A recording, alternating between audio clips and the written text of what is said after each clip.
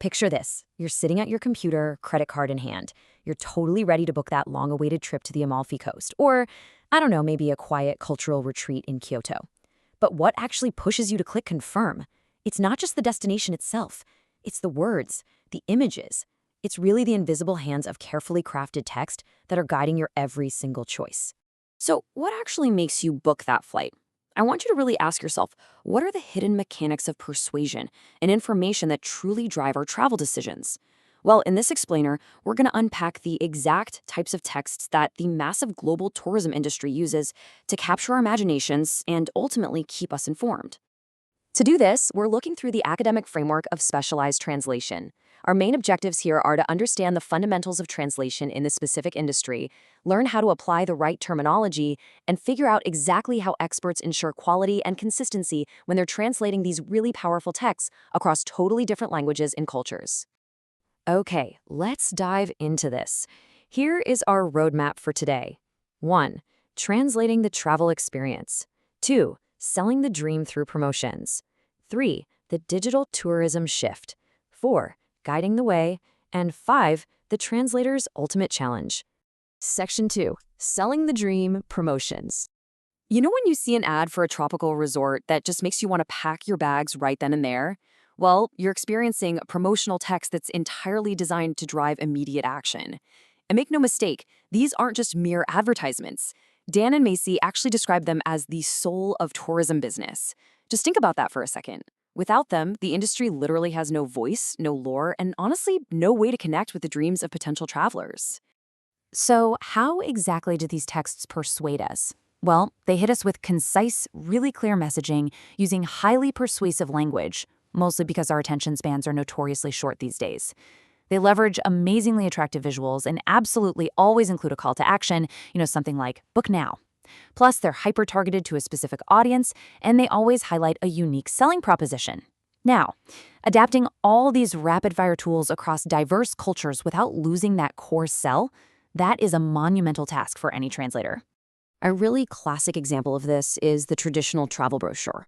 Mossy defines these as publications presenting specific offers from both public and private institutions, and they require a really masterful balance.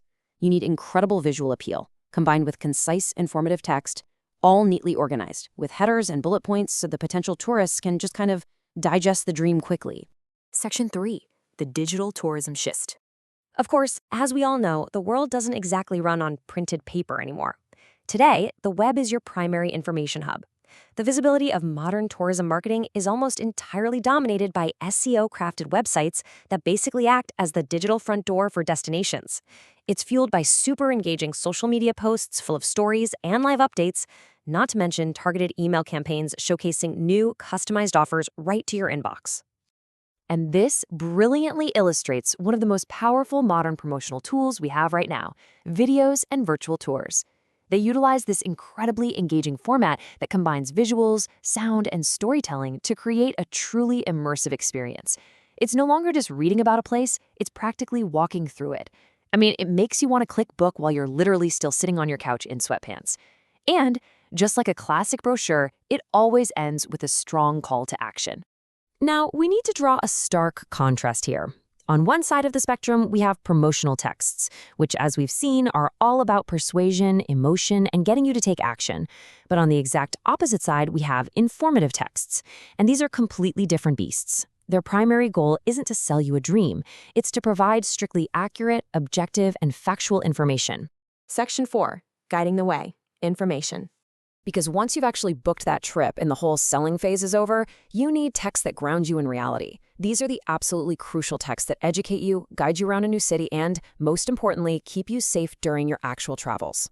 Interestingly, the digital shift impacts these factual texts just as much as the promotional ones. Thurlow and Jaworski note that modern tourists, especially self-styled travelers, are shifting rapidly to web-based resources from traditional printed materials. When we need ground reality now, we're increasingly relying on digital blogs, interactive maps, and online travel guides right there on our smartphones. So, what do these essential, informative texts actually look like in the wild? Well, we have comprehensive travel guides and handbooks that provide deep, objective insights into local history, cuisine, and culture. We have geographical maps, which obviously help us navigate physical boundaries. We have traveler itineraries, and we have blogs and articles offering more personal, journalistic accounts. And in every single one of these, accuracy and clarity are absolutely paramount. Let's move to and see how this builds in a highly practical sense with the traveler's itinerary. It functions essentially as a step-by-step, day-by-day survival guide. Step 1 is a clear list of places to visit. Step 2 maps out the specific timings and activities. And Step 3 details the totally crucial booking and transportation arrangements. Think about it. If a translator gets a train time or a booking reference wrong in this text, the tourist's actual physical journey is completely derailed. Section 5. The translator's ultimate challenge. We've just explored the flashy, emotive flair of promotional materials, right? And we've contrasted it with the strict, factual accuracy required for informative itineraries and maps. To succeed at both, a translator must craft messages that truly resonate. This requires a highly specialized combination of skills, deep marketing knowledge, immense creativity to capture the soul of a promotion, and a really profound understanding of diverse cultural contexts to ensure every single message lands correctly. Which leaves us with this final, provocative thought drawn straight from the course syllabus. How can tourism organizations ensure that their promotional texts appeal to diverse cultural audiences? Think about everything we've covered today.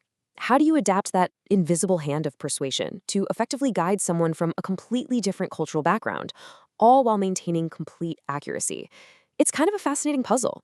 Thanks so much for joining me for this explainer, and hey, the next time you book a trip, take a closer look at the texts guiding your way.